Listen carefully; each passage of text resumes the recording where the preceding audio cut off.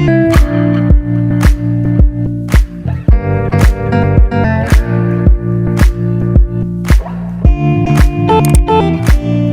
assalamualaikum warahmatullahi wabarakatuh, dan selamat bergabung kembali di YouTube channel saya, Agus Winarto Yusuf.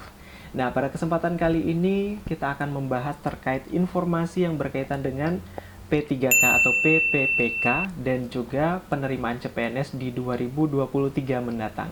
Namun sebelum kita lanjut, kali ini kita akan membahas inti dari surat yang dikeluarkan oleh Menpan RB tanggal 22 Juli 2022. Isi surat tersebut berkaitan dengan pendataan yang diperintahkan oleh Menpan RB terkait tenaga non-ASN atau honorer di lingkungan instansi pemerintah. Alasan kenapa adanya surat dari Menpan RB ini adalah berkaitan dengan adanya isu terkait penghapusan CPNS di 2023. Baik, di sini saya akan meluruskan bahwa penerimaan CPNS di 2023 itu tetap akan ada, namun persyaratan yang akan diterima menjadi CPNS adalah mereka yang berasal dari sekolah-sekolah kedinasan. Nah, lalu bagaimana dengan teman-teman yang tidak berasal dari sekolah kedinasan?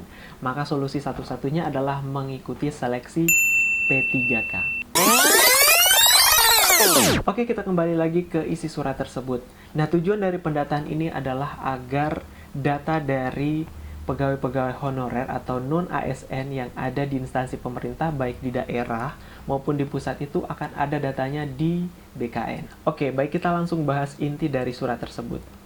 Pertama, pada prinsipnya surat tersebut berkaitan dengan mengingatkan para pejabat pembina kepegawaian atau PPK di tiap instansi untuk melakukan pendataan sesuai dengan Peraturan Pemerintah Nomor 49 2018 guna mendorong instansi pemerintah melakukan pendataan pegawai non-ASN atau biasa juga disebut sebagai tenaga honorer yang berada dan telah diangkat di lingkungan instansi masing-masing guna mewujudkan kejelasan status, karir, dan kesejahteraan pegawai yang bersangkutan. Dari informasi tersebut dapat diketahui bahwa tujuan adanya surat tersebut adalah memberikan jaminan status bagi pegawai-pegawai non-ASN atau honorer di tiap-tiap instansi. Seperti kita ketahui bahwa honorer-honorer itu biasanya ada kecemasan bahwa mereka apakah akan diperpanjang tahun depan kontraknya atau seperti apa.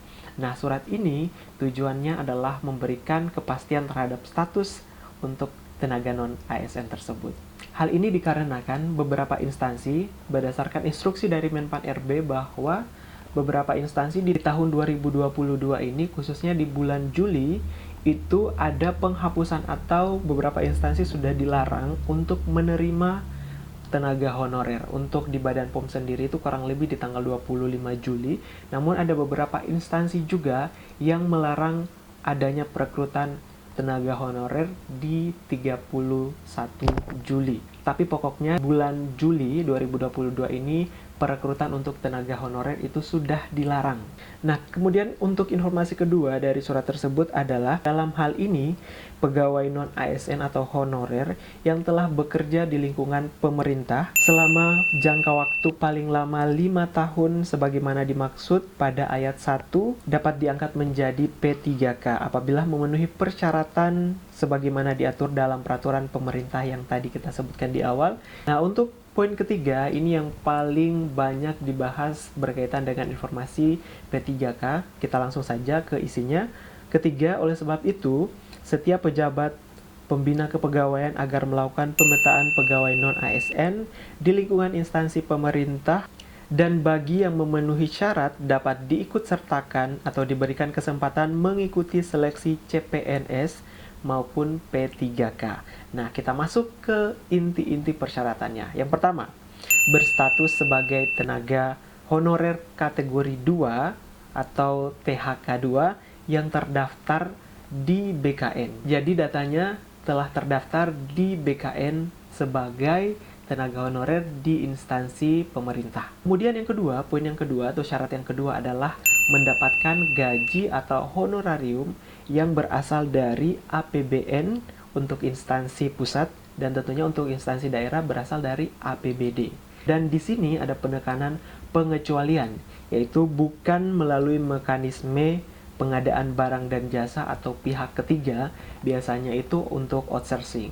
Jadi kalau kalian misalnya berasal dari outsourcing, terus bekerja di instansi pemerintah, kalian berarti tidak memenuhi persyaratan ini, karena itu namanya masuk ke pihak ketiga. Kemudian yang ketiga atau C-nya adalah dianggap minimal oleh pimpinan unit kerja.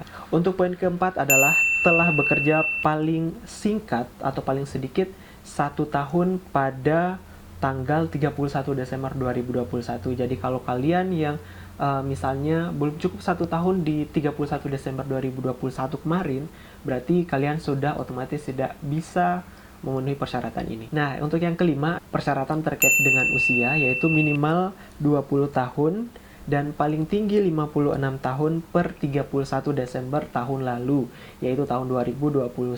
Nah, itulah 5 persyaratan bagi tenaga honorer yang dapat mendaftarkan atau diusulkan untuk mengikuti seleksi P3K dan CPNS. Kemudian untuk poin keempat dari isi surat tersebut adalah tentunya berkaitan dengan pendataan tersebut untuk mengetahui berapa sih sebenarnya jumlah tenaga honorer di instansi pemerintah dan instansi daerah. Sekali lagi, tenaga honorer ini adalah tenaga honorer yang bukan berasal dari pihak ketiga atau outsourcing tadi. Dan untuk yang terakhir, pendataan ini sebenarnya dilakukan untuk mengetahui langkah-langkah dari PPK atau pejabat pembina kepegawaian terkait dengan status atau karir dari tenaga-tenaga honorer yang ada di instansi pemerintah tersebut. Jadi kedepannya, tenaga honorer yang ada di instansi pemerintah baik di daerah maupun di pusat itu di 2023 rencananya akan dihapuskan dan akan digantikan oleh P3K. Kemudian untuk informasi tambahan bahwa untuk penerimaan P3K ini di 2023 nanti sebagian besar akan difokuskan pada pelayanan publik. Nah, untuk pelayanan publik ini khususnya tenaga pelayanan dasar seperti ada guru, kemudian juga tenaga kesehatan itu adalah fokus dari pengadaan P3K di tahun 2023 ini.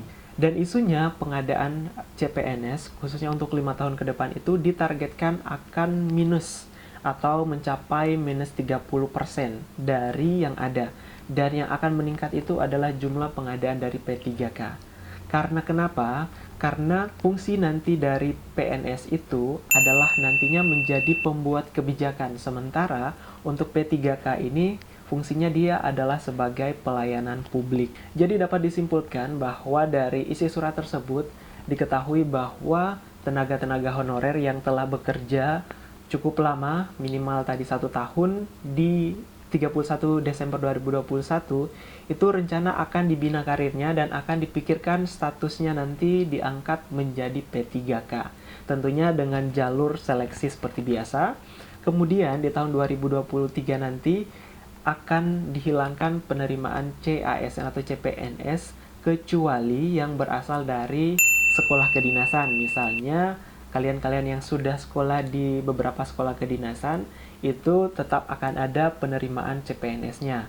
Nah, untuk tenaga honorer yang mungkin belum memenuhi persyaratan yang tadi disebutkan, mungkin mulai saat ini kalian harus memikirkan kira-kira langkah yang perlu kalian lakukan adalah seperti apa. Bisa jadi mungkin mendaftar di BUMN atau mungkin memenuhi persyaratan-persyaratan yang diperlukan sehingga nanti kalian bisa mendaftar sebagai P3K. Dan untuk kalian yang mungkin masih sementara SMA atau sekolah menengah atas, kalian mungkin bisa memikirkan kalau mau menjadi ASN, kalian mungkin mulai mencari-cari kira-kira kedepannya saya mau sekolah kedinasan apa, supaya nanti kedepannya kalian masih bisa berpeluang untuk mendaftar sebagai CPNS, karena tadi jalur untuk sekolah kedinasan itu masih akan dibuka untuk penerimaan CASN. Kecuali untuk yang honorer itu nanti akan dikembangkan dan dibina mengikuti seleksi P3K. Dan untuk informasi di Badan POM sendiri, sudah ada pembinaan untuk tenaga-tenaga honorernya. Mulai ada pelatihan dan sertifikasi yang tentunya tujuan pembinaan itu adalah untuk mengarahkan dan membina kompetensi bagi tenaga-tenaga honorer agar nanti kedepannya bisa memudahkan fungsi dan tugasnya nanti ketika menjadi P3K di Badan POM. Mungkin untuk di instansi lain sudah dilakukan kegiatan atau pembinaan serupa, tapi itu tergantung dari instansinya. Jadi buat kalian yang sekarang sementara berstatus honorer, semoga informasi ini bermanfaat buat kalian dan semoga dari saat ini kalian mulai mempersiapkan dan memikirkan kira-kira kedepannya langkah yang perlu teman-teman lakukan seperti apa. Baik, untuk video kali ini saya kira cukup sekian dan semoga bermanfaat dan sampai jumpa tentunya di video selanjutnya. Billahi taufiq wal hidayah. Wassalamualaikum warahmatullahi wabarakatuh dan sampai jumpa.